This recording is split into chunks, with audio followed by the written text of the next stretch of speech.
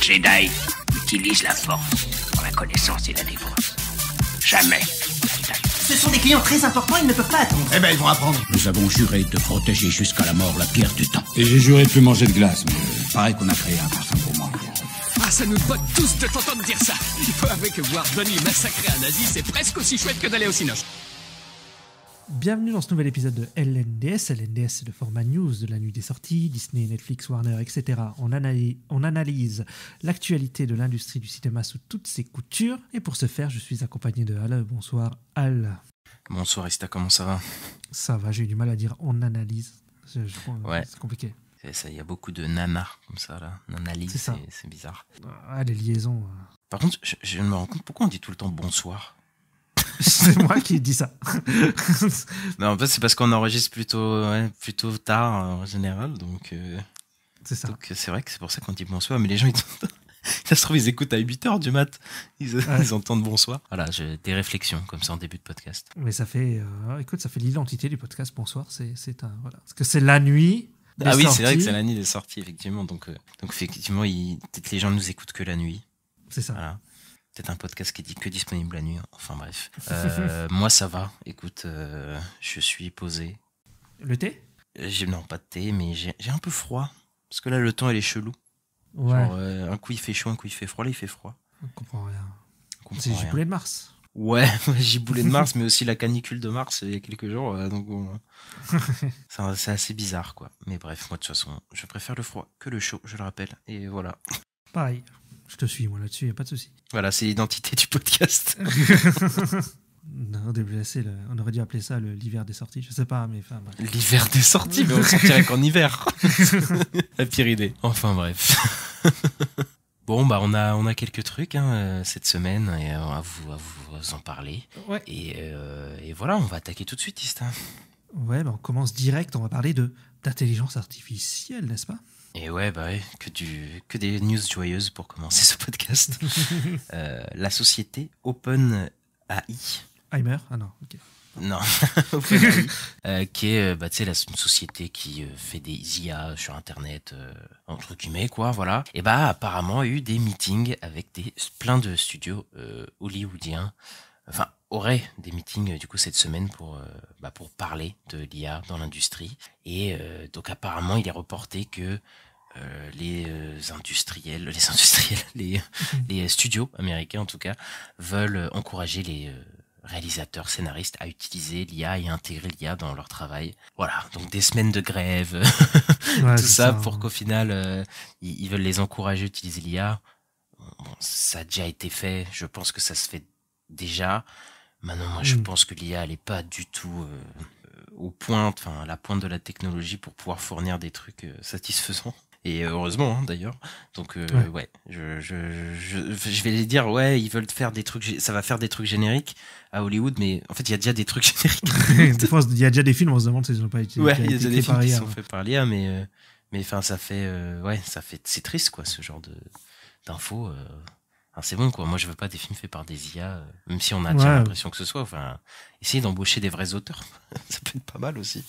Bah ouais, en plus il y avait eu dans les accords dont on avait parlé, des histoires de faire une writers room de je sais plus 8 personnes, 6 personnes, je sais plus, mais il y avait des choses comme ça. Et ouais.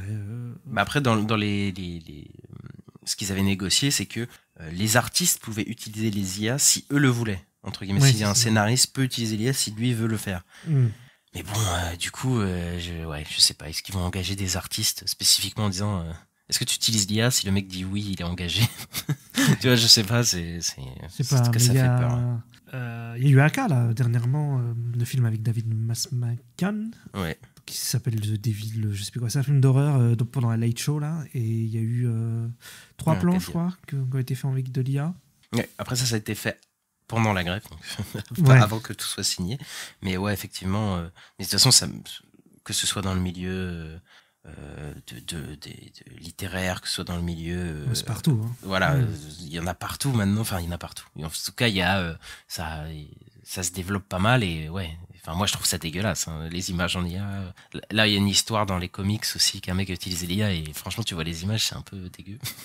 Ouais, je suis d'accord. Mais ouais, est-ce que c'est pas le sens de la technologie d'aller vers là? Je sais pas. J'espère pas. Écoute. On va parler aussi, on va passer aux Golden Globes, donc la cérémonie qui est avant les Oscars, qui est aussi une cérémonie de récompense comme les Oscars, quoi. C'est généralement, il me semble, vers janvier, c'est en début d'année en tout cas. C'est début janvier, mi-janvier. Ouais.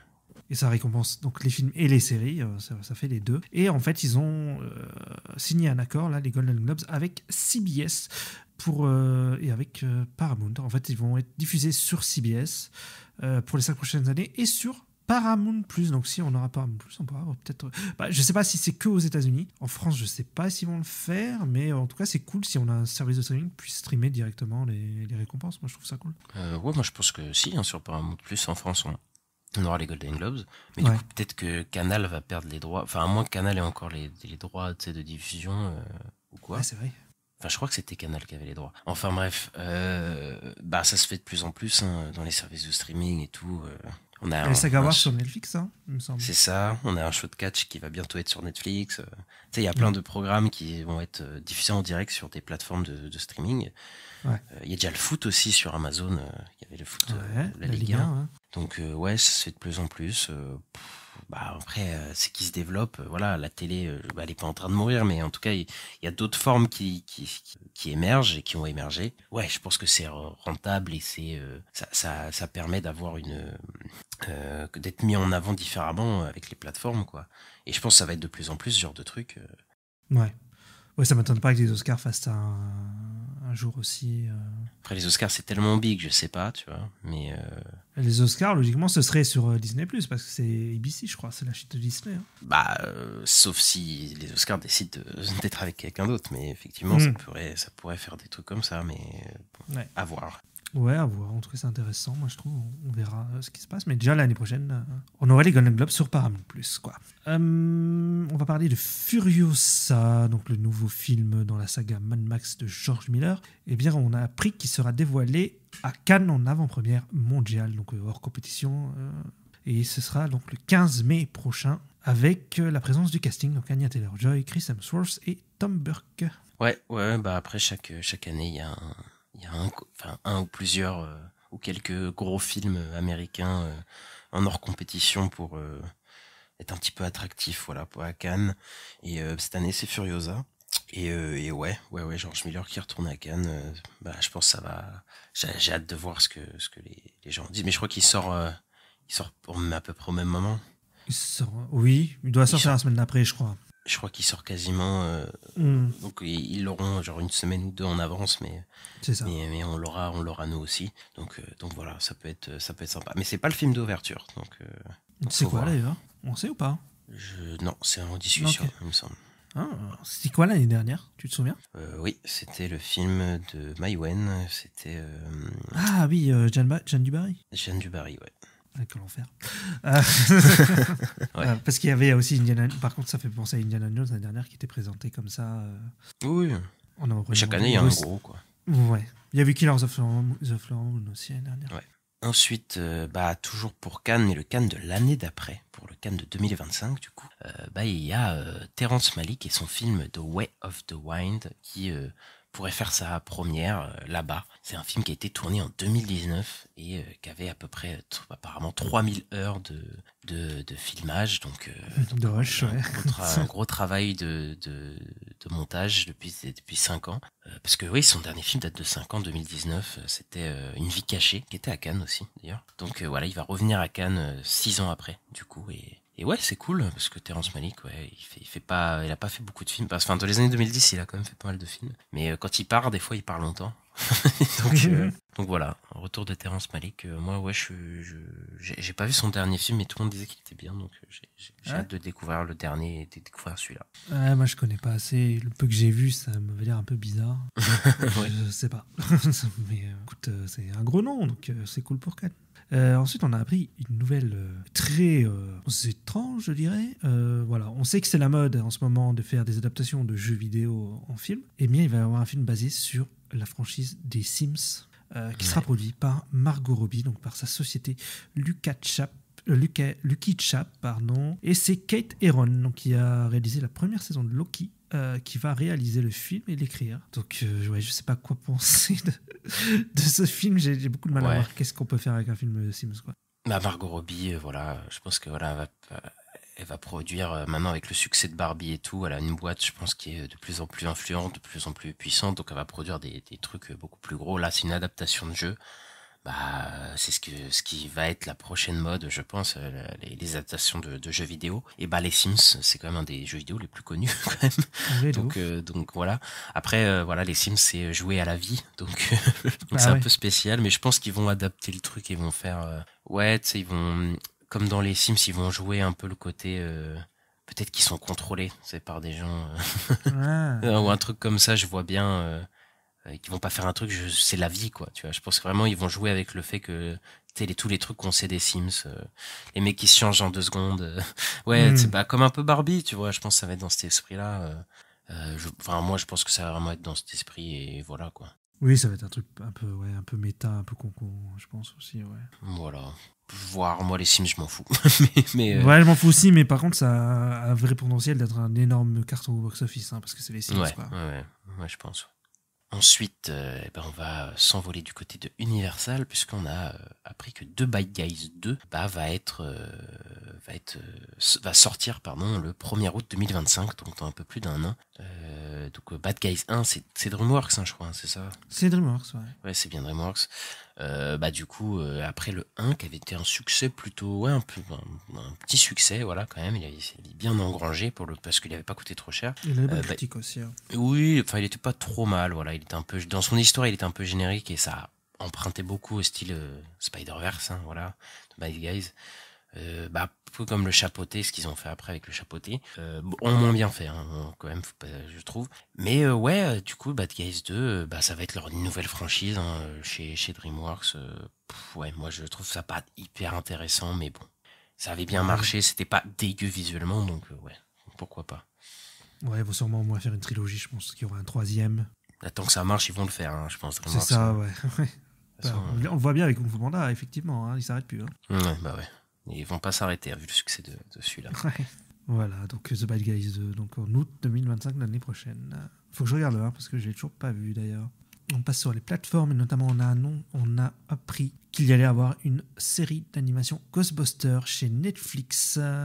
Ils sont en train de la travailler, quoi. Ouais, elle est en développement.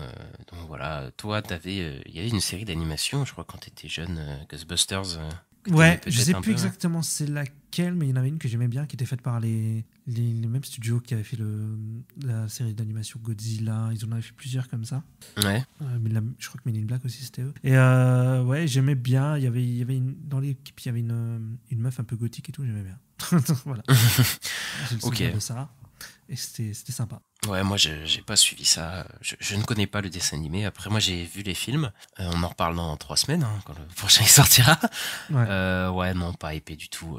Après, Netflix, ils font des bonnes séries d'animation en général, donc ça peut être sympa. Ça peut redorer les films dans mon esprit, ça se trouve. Ouais, peut-être à voir, parce que après en animation, ils peuvent plus se permettre des choses avec les fantômes et tout. Donc, ouais. Ensuite, on passe sur Paramount+. Paramount+, en fait, on a une énorme surprise. C'est que d'un coup, comme ça, il y a une série d'animation qui est sortie. En mode salut, c'est moi. Je suis la série d'animation de Ark, donc le jeu vidéo, l'adaptation du jeu vidéo. Ouais. Avec un casting énorme, Vin Diesel, Michelle Yeoh, Gerard Butler, David Tennant, Russell Crowe, Jeffrey Wright, Karl Urban, Elliot Page, Alan Tudyk, c'est beaucoup de gros noms. Je crois que chez nous, elle n'est pas encore sortie et qu'elle sort en avril, ouais. En avril, ouais. Donc voilà, mais c'est étonnant, ça arrive d'un coup, on n'a rien compris. Ouais, une petite série d'animation cachée qui est sortie. Gros casting, ouais. Ark, c'est un jeu de survie, survival, avec des dinosaures et des technologies nouvelles. Mais enfin bref, c'est assez spécial. Et j'ai vu vite fait, je crois 2-3 images. Je sais pas trop quoi en penser. J'attends de voir que ça sorte chez nous. Parce que je sais pas trop ce que ça va donner, mais en vrai l'univers me branche bien, en tout cas sur Ark. Donc je suis plutôt chaud, moi. Ouais, moi je sais pas, parce que je trouve les visuels un peu fades en fait. Je les trouve un peu ils sont pas fous, ouais. Bah, je trouve ça très cartoon américain basique, quoi. Ok. Après, à voir, hein, j'ai vu le casting et tout, peut-être que c'est génial, je sais pas. En tout cas, ils ont l'air d'avoir mis des sous quand même dedans, quoi. Ouais, bah après on verra. Moi je demande à voir. Ouais, Après ils l'ont pareil, caché un peu la série, donc bon, tu peux te dire. Ouais, Peut-être que ça, c'est un peu parce que bizarre. c'était pas très bon. Peut-être aussi, je sais pas. J'ai pas vu les retours parce que c'est surtout aux États-Unis, mais j'ai pas vu ce qu'ils ont disé. Je sais pas. Ensuite, on va vers notre saga d'horreur préférée, Scream, on a des infos sur Scream 7. Donc, si vous avez suivi ces derniers mois les déboires, les départs du show, c'est Courtney Cox, du coup, une du trio original qui devrait revenir en tant que Gale Weathers, du coup, pour Scream 7, pardon. Et Patrick Dempsey, aussi, qui est en discussion pour revenir dans Scream 7. Alors, Patrick Dempsey, il était là dans un seul, c'était le 3, je crois. Mais tu sais qu'on avait déjà parlé, je crois. Je crois qu'il était déjà en rumeur. Oui, mais du coup, voilà, je sais plus ce qu'on avait dit, ça devait faire un moment. Mais du coup, là, on est sûr que Courtney Cox revient, comme Neve Campbell est revenu, du coup, parce que, on rappelle, hein, bon, voilà, tout le monde le sait, mais les stars des 2 derniers sont partis, hein, tous, hein, tout le cast, quasiment, sauf, du coup, Courtney Cox et Neve Campbell. Bon, ils sont revenus pour le chèque, voilà, mais bon, je sais pas comment ça va se passer pour le coup, à ce niveau-là, hein. Enfin, moi, ça me donne toujours pas envie de voir pour la 7e fois Courtney Cox qui revient. Enfin, bon, c'est bon. Oui, enfin, et puis il y a un truc qui est bizarre, c'est qu'ils reprennent Kevin Williamson, mais au lieu de le mettre au scénario, ils le mettent à la réalisation, ce qui n'a aucun sens. De toute façon, vu que c'est tellement la merde avant même que ça ait commencé, que bon. Ouais, mais bon, Kevin Williamson, il a écrit le 1, le 2 et le 4, je crois. Donc, logiquement, ça aurait été mieux de le mettre à l'écriture, peut-être, je sais pas, mais ce serait mieux de pas l'appeler tout de suite du tout, hein, moi, je pense. Enfin, bref, le réalisateur, il s'est barré, l'ancien, et voilà, je pense que ça va être une catastrophe. Bon, après, comme l'était le 5 et le 6, mais là, on revient encore une fois au trio de base, au duo, du coup, maintenant de base, c'est plus intéressant, quoi, faut arrêter, quoi. Plus intéressant, et après, moi, je me demande un truc, est-ce qu'il va y avoir un boycott du film avec ce qui s'est passé pour jouer sur les box-office, tout ça, donc ouais. Mais ouais, il y a moyen qu'il y ait un gros... J'ai déjà vu des appels au boycott, en tout cas. Après, est-ce que ça marche? Je sais pas. Oui, mais le truc, c'est que Scream, je pense, ça coûte pas très cher, et là, même si le truc fait 2 fois moins que... Enfin, genre, le Scream 7, il fait 2 fois moins que le Scream 6, je crois qu'il se rembourse. Ouais. Faut voir, quoi.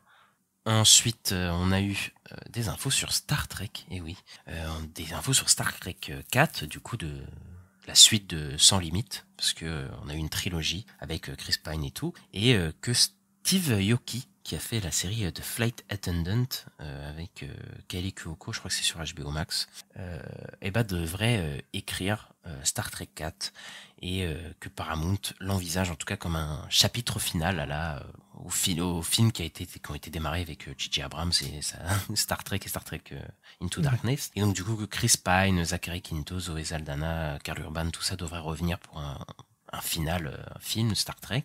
Hypé, Ista, de revoir ce cast-là pour Star Trek? Pas spécialement, et je suis même étonné qu'ils continuent à être coincés là-dessus. Parce que pour avoir lu l'article en plus, ça fait 2 fois qu'ils ont voulu relancer le casting là. Ouais. Tu te souviens à l'époque qu'il y avait un film Star Trek qui pouvait être fait par Tarantino, il y avait des rumeurs. Oui, il y avait ça aussi. Mais ce projet de faire un Star Trek 4 avec le même casting et tout, il y a eu déjà 2 réals, je crois, dessus. Ouais.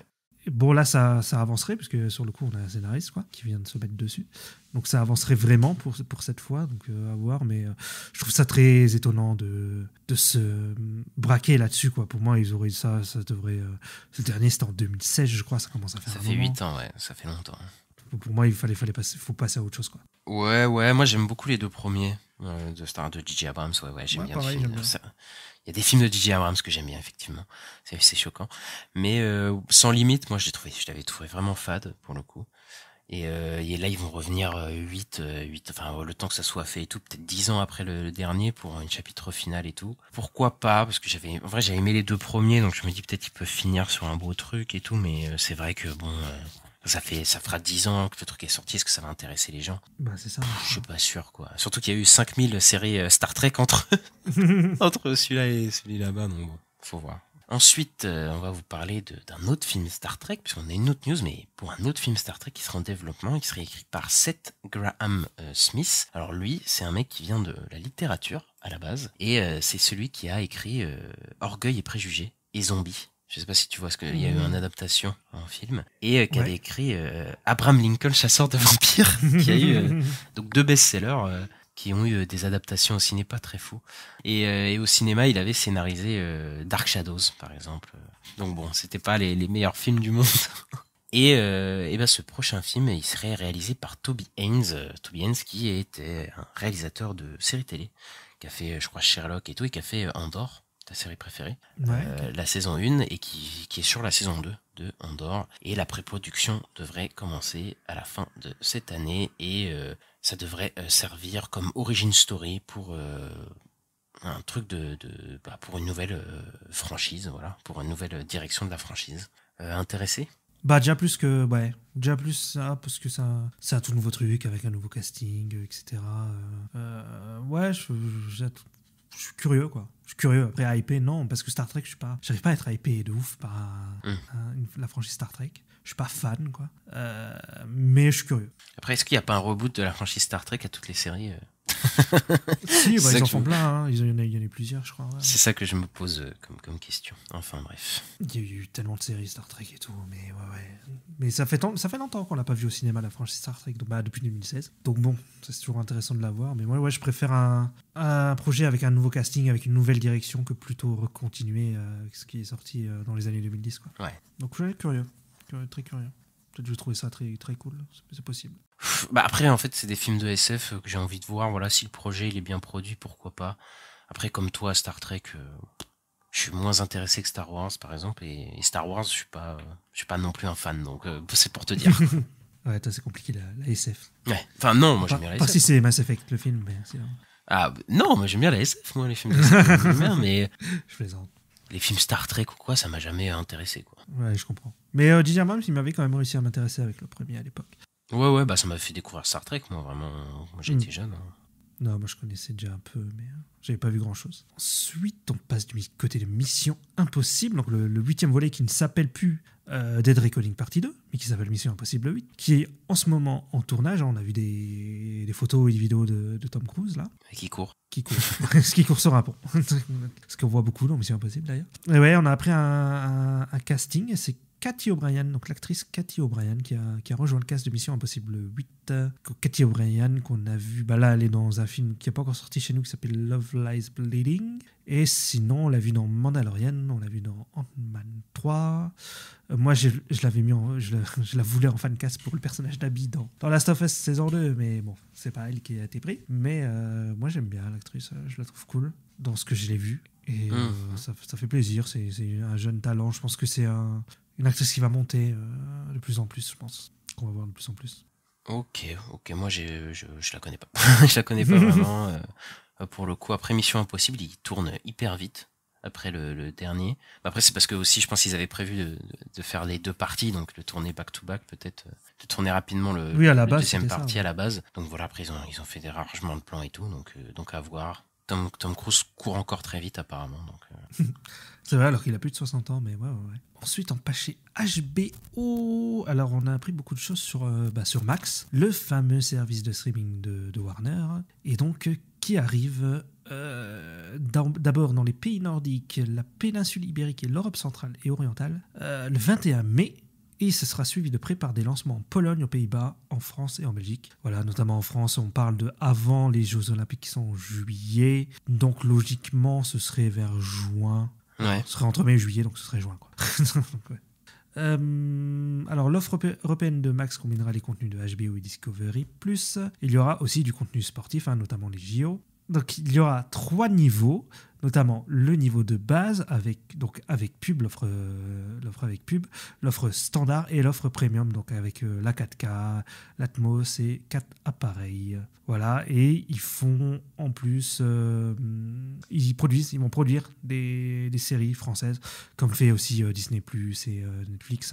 Ouais, ils sont obligés. Voilà, et donc il y aurait un thriller policier qui s'appelle Malditos, un autre thriller psychologique Black Lies avec Laure Calamy, et une adaptation de Living with Our Deeds, des moments à succès de la rabbine française Delphine Orviller. Ouais, ça on attendait, on savait que ça allait arriver à un moment, Max, en France. Et ouais, bah c'est imminent. Ils vont le mettre peut-être pour les sorties en juin, parce qu'il y a des sorties en juin sur HBO, notamment House of the Dragon qui arrive en juin. Ouais. Donc peut-être vers là, ils vont commencer à se mettre le service de streaming, voilà, pour faire un gros lancement. Et puis après il y aura les JO. Et là, je pense que ils vont peut-être taper un gros coup avec les JO dans les pays européens, puisque on va pas se mentir, il y a plein de gens qui regardent, donc ils vont potentiellement s'abonner et tout. Max, ils ont un catalogue de fou, hein. Je veux dire, le catalogue HBO, il est énorme. Depuis, Oui, bah là, ouais. Bon, on va parler après, mais oui, il y a plusieurs séries qui nous hype pas mal. Donc, Ouais. Ouais. Donc faut voir ce que ça va être. Et là, cette année, ils ont 3-4 séries qui arrivent, et ouais, ça va être du lourd, hein.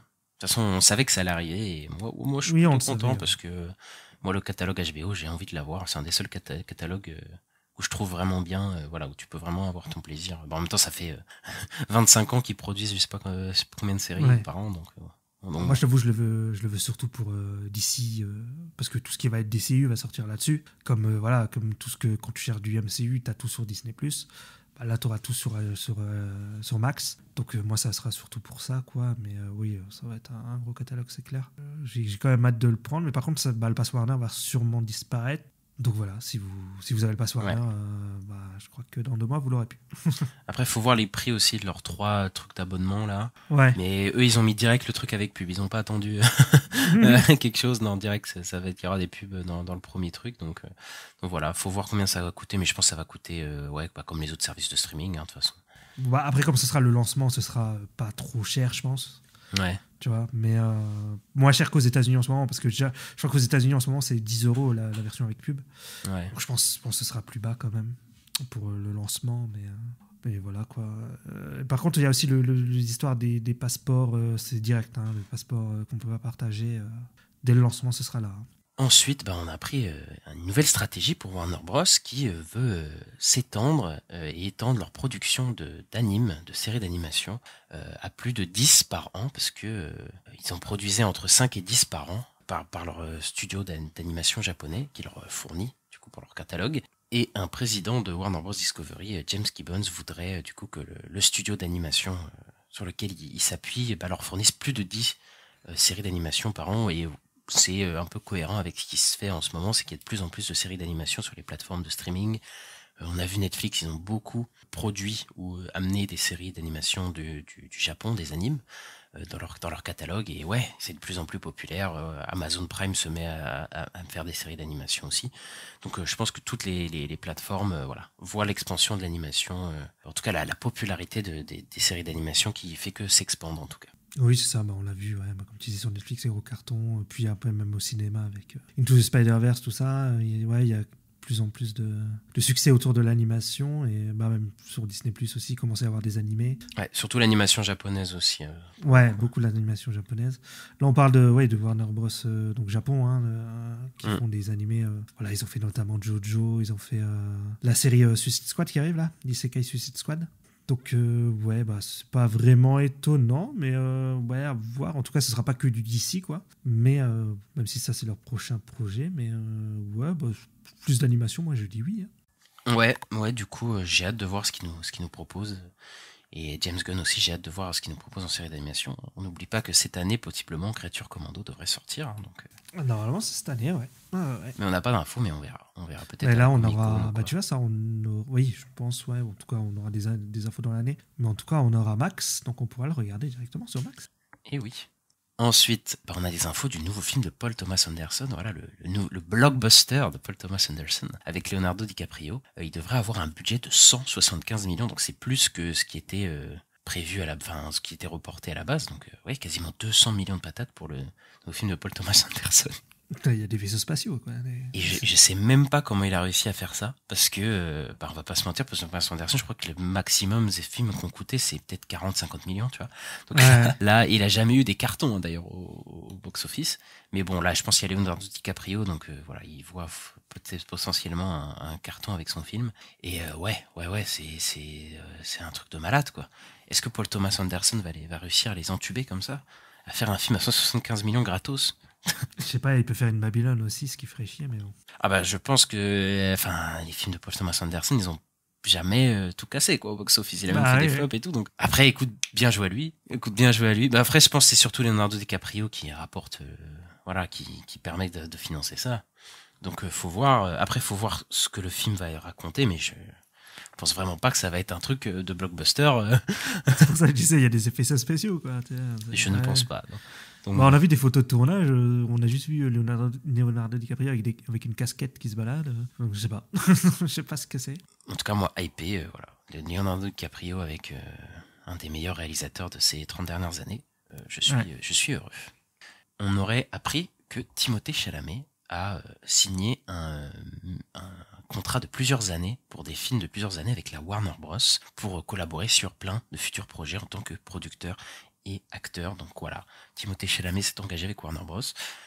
Donc ouais, parce que là ils ont vu que c'est un peu leur nouvelle star, un peu, parce que avec Dune 2 là qui pète tout, Wonka qui a tout pété aussi, il rapporte et donc ils en ont profité pour signer un deal avec lui, et lui du coup deviendrait producteur, donc pour avoir un peu plus de contrôle et se faire plus d'argent aussi, il faut pas se leurrer. Et je pense que c'est une des futures stars de demain. On en discutait, c'était en plus que les nouvelles stars de demain là ils étaient un peu dans Dune et tout, et il y a aussi cette tendance à devenir producteur aussi, à produire des films, à être très dans le contrôle, à la Margot Robbie, donc à voir. Aussi en ce moment là. Ouais, Sydney Sweeney aussi, avec Immaculée et tout ça là. Et je pense qu'il a raison, hein, et qu'il y a moyen qu'il ait un contrôle sur sa carrière assez fol, hein, et qui pète tout au box-office encore. Hein.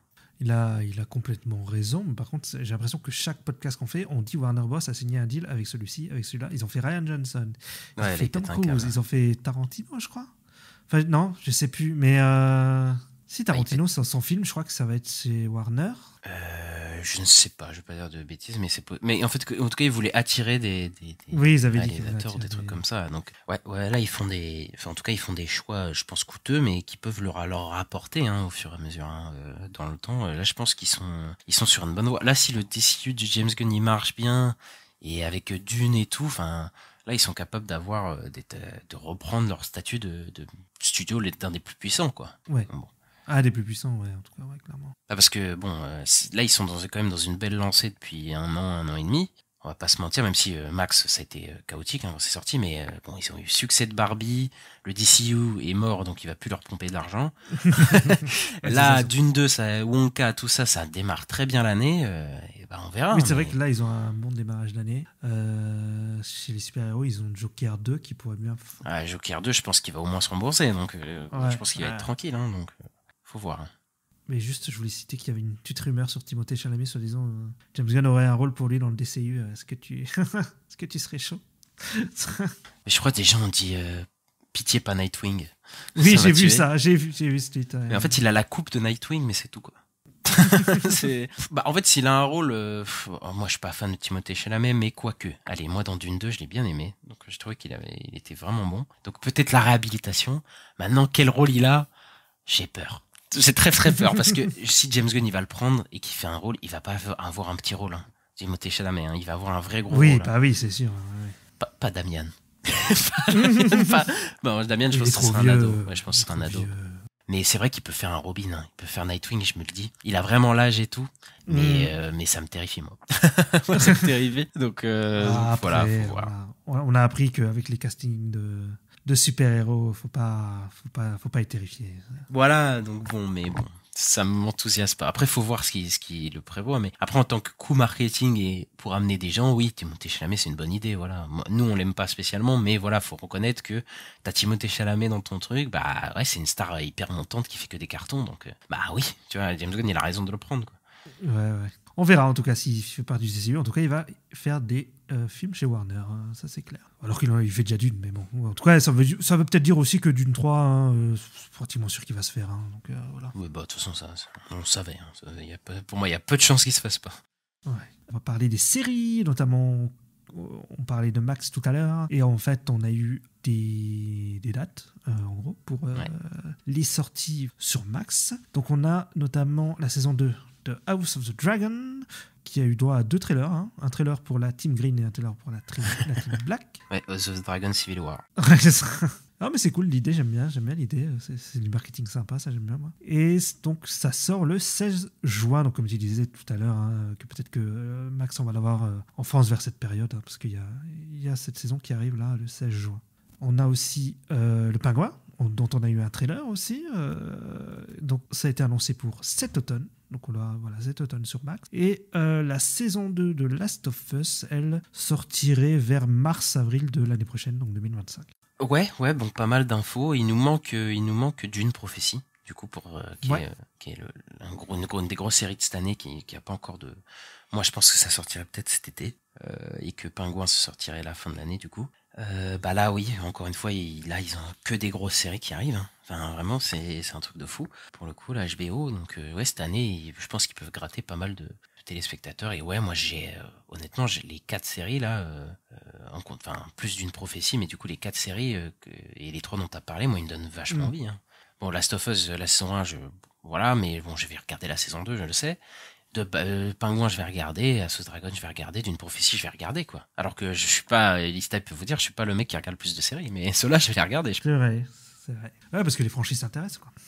En tout cas, ces franchises, les franchises, il y en a qui m'intéressent pas, hein, je peux te dire, mais ceux-là, ouais, en tout cas, House Dragon, oui. Batman, oui, et Dune, voilà, moi j'ai bien aimé le dernier, et ouais, ça me donne envie. Non, mais c'est vrai que les projets, ils sont intéressants, hein. Ça va être une grosse année pour Max, je pense qu'ils vont faire peut-être pas mal de chiffres cette année, en tout cas. On va parler pas mal de leur série, clairement. Donc on verra, mais ouais, ils ont une bonne année qui se profile, et notamment, on va parler aussi de The Batman 2. The Batman 2 qui, on avait dit, qui avait été reporté à 2026, et bien son tournage commencerait en avril 2025, et on aurait des news de casting d'ici cet automne. Ouais, du coup, comme ça a été repoussé, voilà, on va attendre un peu. Mais voilà, ils vont faire les choses bien et tranquillement.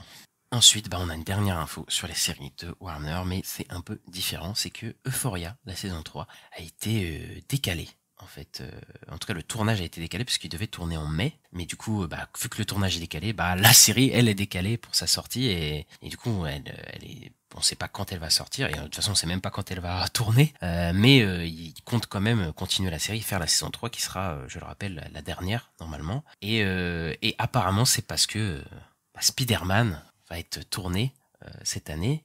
Et qu'il y a une actrice d'Euphoria qui devrait être dans Spider-Man. Voilà, je vous spoil une des prochaines infos. Mais du coup, ça a retardé la production. Marvel et Sony, ils ont fait vous êtes bien gentil HBO, mais vous mettez sur le côté. Et du coup, que cette série de la saison 3 d'Euphoria devrait être l'entrée dans l'âge adulte, et qu'il y aurait un time jump. Parce qu'en fait, les acteurs, ça fait tellement longtemps qu'ils ont tourné la saison 2.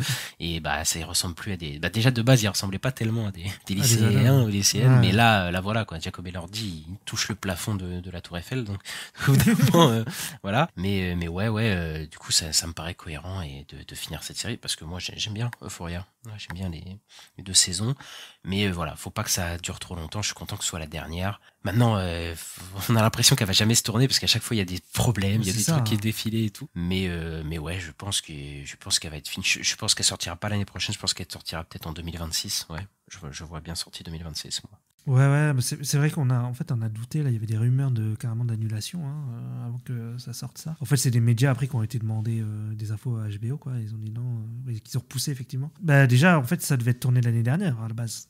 Et, il y a eu les grèves. Et les grèves, ça a été décalé. Ça a tout décalé, quoi. Et donc, ils ont tout bougé. Donc, mais en tout cas, pour l'instant, ils disent clairement à leurs acteurs allez voir ailleurs si vous avez d'autres boulots. Voilà. Bon, ça sera pas tourné cette année, je pense pas. Mais par contre, moi, j'y crois pas 2 secondes que la série va être annulée. Genre, vraiment pas 2 secondes, parce que. Parce que Euphoria, c'est leur série, une des séries les plus. Depuis Game of Thrones, c'est leur série la plus vue, quoi.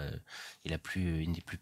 La plus regardée, donc jamais de la vie ils vont arrêter ça. Ils ont reporté des Grammy, des Emmy Awards et tout. Enfin, elle est primée et je pense qu'ils veulent finir l'histoire et tout. Donc voilà.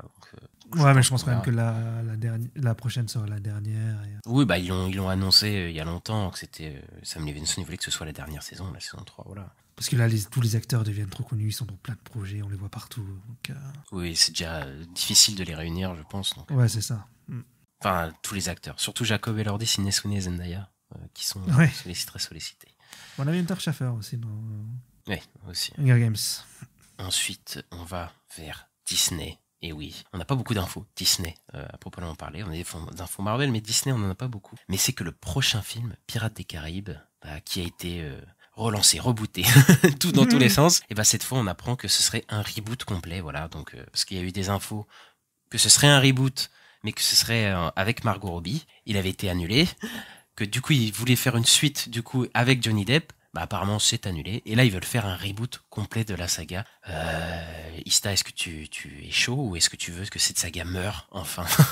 On en avait déjà parlé. Moi, j'avais dit que pourquoi pas. J'avais dit on peut peut-être développer l'univers pour faire leur Star Wars de pirates, quoi. Leur Star Wars de pirates. tu peux faire un univers étendu autour des pirates. Tu peux faire plein de teams de pirates et tout. Tu pourrais, hein. Après, ouais, je sais pas. Le fait que les 2 derniers films soient pas terribles, quoi. Il y a ça aussi qui joue. Et qu'il y a que Gore Verbinski qui a fait vraiment un bon taf là-dessus. Ça, ouais. De toute façon, la Pirates des Caraïbes, c'est la trilogie, on va pas se mentir. Après, c'est compliqué, quoi. Mais après, moi, comme j'avais dit, ouais, les films de pirates, moi, il y en a pas beaucoup et je suis chaud d'en voir. Mais, les 2 trucs, il est tellement en galère de production, ça repart dans tous les sens que ça me fatigue, en fait. Tu vois, genre, au bout d'un moment, je suis fatigué, quoi. Ouais. Donc, bon. En fait, ça vient d'une interview de Jerry Bruckheimer. En fait, j'ai regardé et il lui demande Pirates des Caraïbes et un autre truc. Je sais plus c'était quoi, merde. Bref, mais il dit qu'en tout cas, ouais, Pirates des Caraïbes est un reboot. En gros, c'est plus facile. Il n'y a pas à aller chercher des anciens acteurs, tout ça. Et je pense que l'idée, c'est de prendre plein de nouveaux acteurs qui sont en train de monter et faire un truc. Faire un complet reboot, quoi. Mais c'est même. Est-ce que c'est un vrai reboot? Je sais pas. Mais. Ouais, mais pour moi, tu peux faire des séries télé, tout ça, tu peux te tenter un univers. Oh là là, non, s'il vous plaît, quoi. Juste des films. Là, si je suis producteur de Disney, moi, je tenterai ça. Voilà. Oh là là, tu es Bob Chapek. Voilà. Toi, tu es le je suis Bob Chapek, c'est moi. C'est pas possible. On s'envole vers Marvelista. Oui, donc on va du côté de chez Marvel pour parler de Marvel Zombie. Donc Brad Winderbaum, donc le monsieur télé de Marvel Studios, a effectivement confirmé, c'était déjà en rumeur, mais il a confirmé que Marvel Zombie, ce serait du TVMA, donc mature audience, donc du gore, quoi. Et il dit que ça va être plutôt intense. Ouais, après, voilà, c'était Echo qui était TVMA. C'était la première série TVMA, et donc voilà, Disney Marvel se dirige, confirme qu'ils veulent faire des trucs TVMA. Il y a des rumeurs que Blade serait TVMA. Enfin, je sais plus si c'est des rumeurs ou ça a vraiment été confirmé. Mais... C'est vrai, c'est rated, mais oui, c'est confirmé. Par le réalisateur. Oui, c'est rated, du coup. Et donc, du coup, voilà, ils tentent d'autres choses, ils s'ouvrent à d'autres possibilités. Après, c'est sur Marvel Zombie. Bon, Marvel Zombie, c'est peut-être le truc Disney qui m'intéresse le moins. Je pense que c'est le truc que les gens intéressent le moins, on va pas se mentir. C'est un spin-off de Marvel... What If, quoi. Donc, je crois que c'est 6 épisodes. C'était un truc qui était annoncé comme pas 4. trop long. 4, ouais, voilà. Ça va être un petit bonbon, quoi, mais ça va pas être grand-chose. Je pense pas que ça va être très intéressant. Maintenant, le TVMA, oui, ça peut être sympa, mais bon, pour une série comme... Enfin, moi, je suis toujours pas hypé pour la série dans tous les cas. Donc voilà. C'est peut-être la série Marvel que j'attends le moins, possiblement. Ouais, bon, ça va être gore. Ça peut être rigolo. Mais de toute façon, c'est Marvel, cette année, on n'a pas de date pour l'instant. On n'a pas de date, ouais. Pas sûr que ce soit cette année. Mais même Marvel Zombie, moi en comics, je trouve pas ça incroyable. C'est pas très très intéressant. Donc bon. Après, ça sent la Bob Chapek production de vouloir faire du contenu, quoi. Tu vois, moi, je sens il y a un côté comme ça, ouais. Il y a un côté comme ça. Mais bon, si c'est 4 épisodes, écoute, ça se regardera vite au moins. Donc, moi, je regarderai parce que je regarde tout ce qui sort. Mais oui, pareil, c'est pas le truc que j'attends le plus. Après, c'est cool que ce soit TV, mais c'est cool. Ensuite, on va partir du côté de Spider-Man, notamment la série d'animation Your Friendly Neighborhood Spider-Man, qui serait pratiquement complète. Brad Winderbaum, encore lui, il a dit qu'ils sont en train de faire le mixage du son sur la série.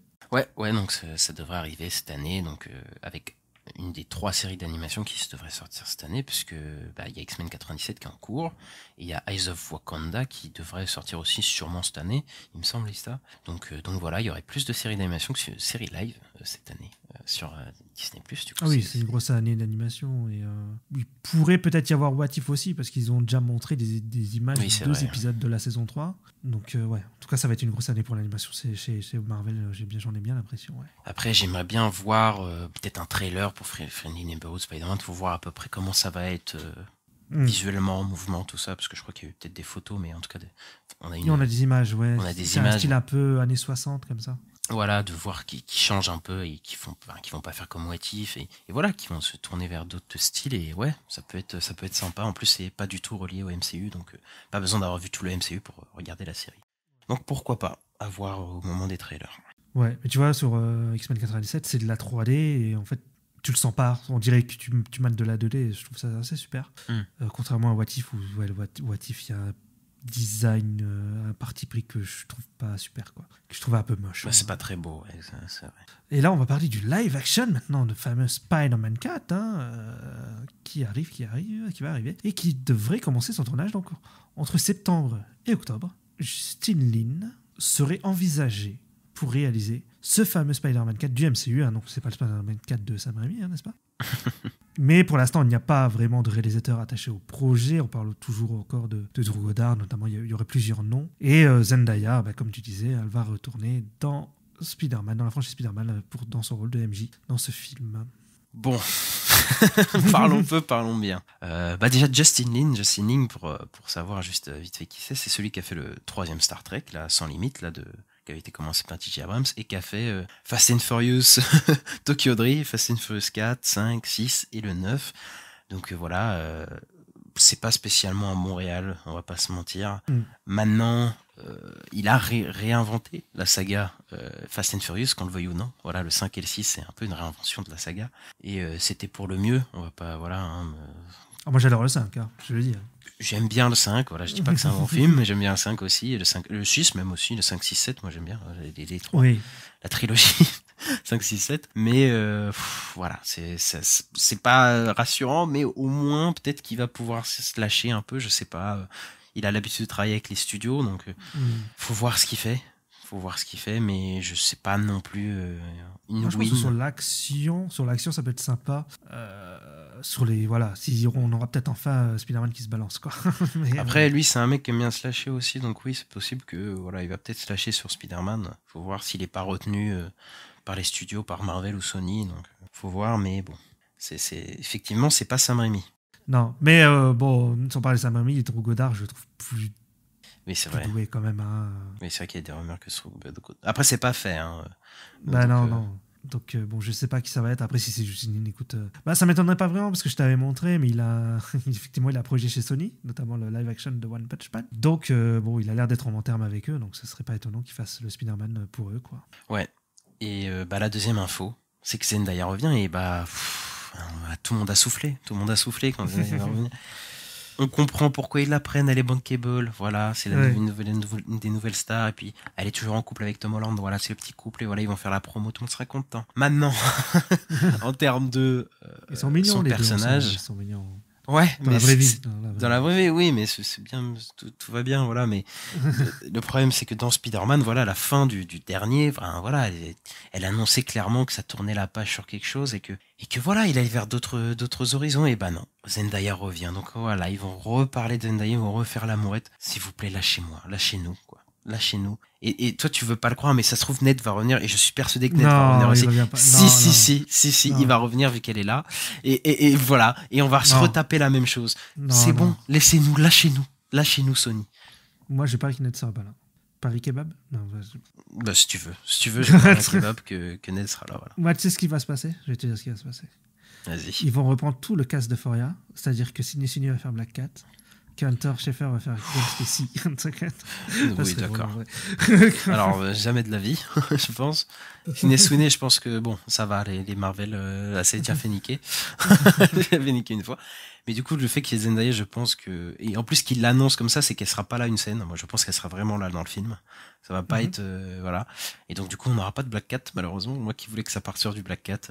Ou alors Zendaya devient Black Cat. Non, je pense qu'on l'aura pas. Non, mais je pense qu'ils vont se concentrer sur.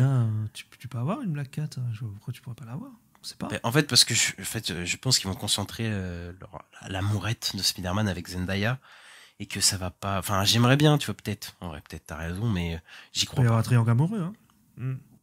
J'y crois pas. Mais peut-être, écoute. Moi, j'espère juste qu'il y a Daredevil. Voilà, le jour où on me dit Daredevil est dans le film, c'est bon, je suis content. Il me faut juste ça. Écoute, on verra. Voilà pour les news Marvel, et on va finir avec la fameuse news what the fuck. C'est pas trop une news what the fuck, mais voilà, c'est assez spécial. C'est que les sorciers de Waverly Place vont avoir une suite en série. Et oui. Alors c'est la série que je regardais quand j'étais petit sur Disney Channel avec qui a révélé Selena Gomez un peu. Et Selena Gomez produit la série et elle va être de retour pour le pilote de la série. Et ça va être sur Disney+, je pense. C'est très bizarre d'avoir des suites de séries Disney Channel et tout. Mais il y avait déjà eu ça pour High School Musical, qui avait eu une série. En plus. C'était High School Musical de series, il me semble. Oui, c'était ça, c'était ça. Et c'était incroyable. Donc, et là, on se tape les sorciers de Waverly Place. Donc voilà, c'est la petite news what the fuck. Je ne regarderai pas, évidemment, mais c'est très marrant de voir une série de mon enfance qu'on voit là maintenant, quoi. Ouais, je regarderai peut-être pour la science. Jamais de la vie. J'y crois pas déjà. Bon, voilà, c'est fini pour les news de cette semaine. On va s'envoler pour la chronique box-office. Et avant de parler du box-office de la semaine du côté US et France, on va parler de quelques infos qu'on a eues sur le box-office. Donc, Ista, quelle info avons-nous sur une série que tu aimes pas trop, je crois, toi? Non, pas du tout, je déteste. Non, on va parler de X-Men 97, qui est plutôt mon petit chouchou du moment, que j'aime beaucoup. Donc, qui a commencé avec 4 millions de vues sur ses 5 premiers jours, ce qui serait le plus gros début pour une série d'animation sur Disney+, depuis la première saison de What If, donc c'était il y a 3 ans, en 2021. Donc voilà, donc c'est plutôt un succès. Après, c'est de l'animation, donc ça fait pas autant du live action. Mais en tout cas, ça fait des plutôt bons chiffres. Et on a aussi appris notamment que les 5 saisons de la série originale X-Men, dont la série fait suite, la série originale a eu une augmentation des vues de 522% depuis qu'ils ont divulgué le trailer de X-Men 97 le 15 février. Donc ce qui est assez énorme, quoi. Et de toute façon, c'est fort probable, vu le succès entre guillemets de la série, le bon bouche à oreille, tout ça, que ça augmente avec le temps les épisodes, quoi. Tu vois que. Oui, parce qu'il y a des retours sur tous les épisodes. Ouais. Donc potentiellement, à la fin de la série, elle sera hyper vue autant qu'une série live Marvel, hein, ça se trouve. Ouais, c'est possible. Ouais, c'est House of Dragon qui avait pas arrêté de monter comme ça, je crois, pendant. Ouais. Donc oui, ça arrive. Donc c'est possible. Quand il y a des bons retours comme ça, de plus en plus de gens commencent à la regarder. Donc peut-être on aura des chiffres quand la saison sera terminée, et peut-être que ce sera au niveau d'un live action. Ouais. Ensuite, on a des infos sur le film Civil War qui sort dans un peu moins d'un mois. De Alex Garland, donc le gros film blockbuster de A24, et qui devrait faire plus de 20 millions pour son opening week-end aux États-Unis, il me semble. Et ce serait le plus gros opening de A24 devant Hérédité, qui était leur plus gros opening, je crois, depuis un moment. Et donc ça m'étonne pas, puisque c'est leur plus gros film. Voilà, après faut voir, est-ce qu'il va réussir à se rembourser le film? Je ne sais pas, c'est encore. Faut voir avec le temps s'il tient bien, tout ça, et s'il a des bons retours. Il y a déjà plutôt des bons retours, mais voilà, faut voir ce que ça donne pour le coup. Et on a des autres infos, un autre tracking, des autres estimations pour un film qui sort dans 2 semaines, non, dans 1 semaine, même maintenant, la semaine que vous prochaine, écoutez ce podcast. Ouais. C'est Godzilla X Kong de New Empire, donc on a plein d'infos. Déjà on a une info sur son budget. Alors le film aurait coûté 135 millions de dollars, donc ce serait le film le moins cher du Monsterverse.